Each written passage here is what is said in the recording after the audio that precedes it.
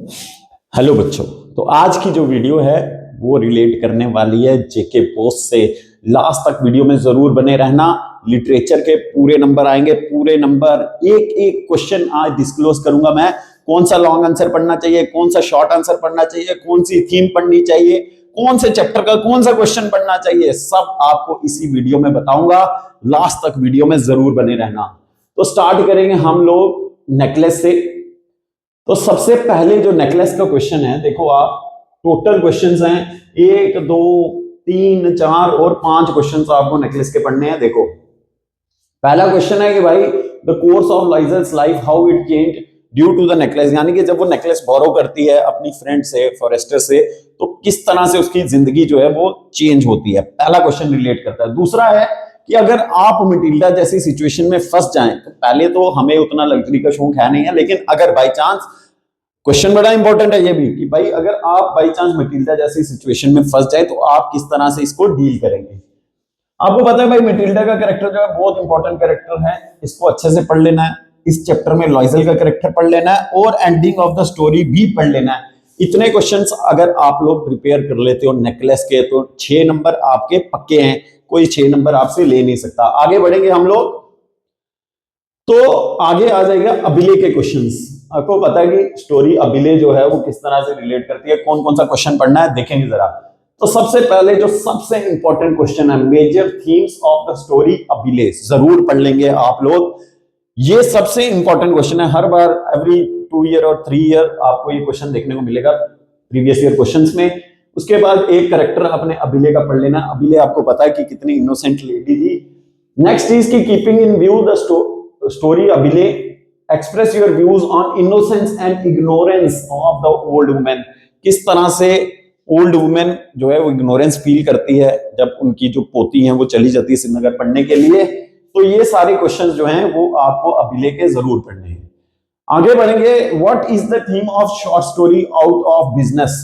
इस चैप्टर का out of business की थीम जरूर पढ़ लेनी है और setting of the story out of business की भी जरूर पढ़ लेनी है। ये जितने लॉन्ग आंसर आप देख रहे हो ना, इनको स्क्रीनशॉट ले लो और माइंड माय वर्ड्स कि यार पूरे क्वेश्चन नहीं रटने हैं, सिर्फ वो की पॉइंट, यानी कि एक जो मैजिकल लाइन जो आपके चक्कर को अट्रैक्ट कर ले, वैसी मैजिकल लाइन हर एक क्वेश्चन की आपके पास होनी चाहिए, ताकि एट द एंड आपको कोई प्रॉब्लम ना आए।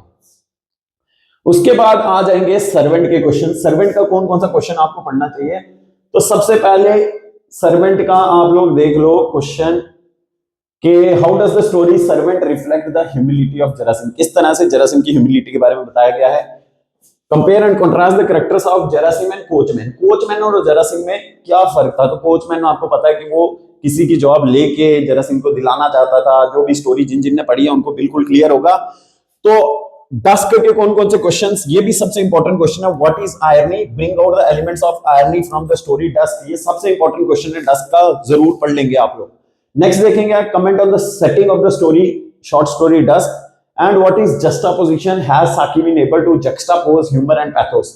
जक्स्टापोज होता है दो सिचुएशंस को कंपेयर करना, यानी कि सिमिलरली एक दूसरे के सामने रख के उनको कंपेयर करना। ह्यूमर होता है भाई किस तरह से अम्यूजमेंट स्टोरी में लाई जा रही है, और पैथोस होता है कि भाई सिंपैथी वाली लाइनें कौन कौन सी हैं, तो उनको कंपेयर करना है। बड़ा आसान सा क्वेश्चन है ये भी, इनको भी आपने जरूर पढ़ लेना है। And comment on the ending of the story Dusk, इसको भी अच्छे से पढ़ लेना है। ये क्वेश्चंस जरूर आपकी हेल्प करेंगे और जरूर एग्जाम में आने के चांसेस हैं। और ये 6 नंबर तो भाई पक्के हैं। जिसने ये क्वेश्चन देख लिए ना, ये क्वेश्चन पढ़ लिए, उसके 6 नंबर कोई काट ही नहीं सकता। ये 6 नंबर तो पूरे के पूरे आएंगे, जस्ट बिकॉज कि एक क्वेश्चन आपको प्ले से आना है, and we have only one play proposal. तो इसलिए क्वेश्चन देखेंगे कौन कौन से। What is the theme of the play proposal. पहला क्वेश्चन की कौन सी थीम है प्रपोजल की। सेकंड इज की comment on the title of the play proposal. Title और थीम कोशिश करनी है कि हर एक चैप्टर की आप लोग पढ़ो, लेकिन जो मैं आपको क्वेश्चंस बता रहा हूं उनको आप पढ़ लोगे, लिटरेचर के नंबर पूरे मिलेंगे। Next is what was the cause of first quarrel between Natalia and Lomov. पहली जो क्वारल हुई बिटवीन नटालिया एंड लोमोव, उसका कॉज क्या था। क्या कॉज था भाई। कॉज आपको पता है, it was over the piece of a land. Oxen Meadows के ऊपर इनकी पहली लड़ाई होती है। And what was the cause of second quarrel. तो सेकंड क्वारल जो है it was on the breed of dogs. एक कहता है भाई मेरा कुत्ता गैस अच्छा है, दूसरा कहता है भाई मेरा कुत्ता स्क्वीजर अच्छा है। तो दोनों के बीच में इसी बात को लेके झगड़ा शुरू हो जाता है। नेक्स्ट इज चकभव का करेक्टर, नटालिया का करेक्टर और लोमोव का करेक्टर। तो ये दो ज्यादा इंपॉर्टेंट करेक्टर है, लेकिन चकभव का भी आ सकता है, इसको भी आप अच्छे से पढ़ लेंगे। Last is compare and contrast the characters of Lomov and Natalia. दोनों के करेक्टर्स को मैच करना है। लोमो जो है वो किस तरह का बंदा था, वो उसको पर्स्पिरेशंस हो जाती थी, बात बात पे बेहोश हो जाता था, और नटालिया जो है वो बड़ी क्वारलसम लड़की थी। तो ये सब जो है आप लोगों ने क्वेश्चंस देख लेने हैं, एक बार फिर से देख लेंगे। 1 2 3 4 5 6 7 8 क्वेश्चन, ये 8 क्वेश्चन आपने पढ़ने हैं, 6 नंबर कोई आपके काट नहीं सकता। आगे बढ़ेंगे आप शॉर्ट आंसर्स की तरफ। तो शॉर्ट आंसर भी आपको सारे बताएंगे कौन कौन से आपको पढ़ने चाहिए। तो स्टार्टिंग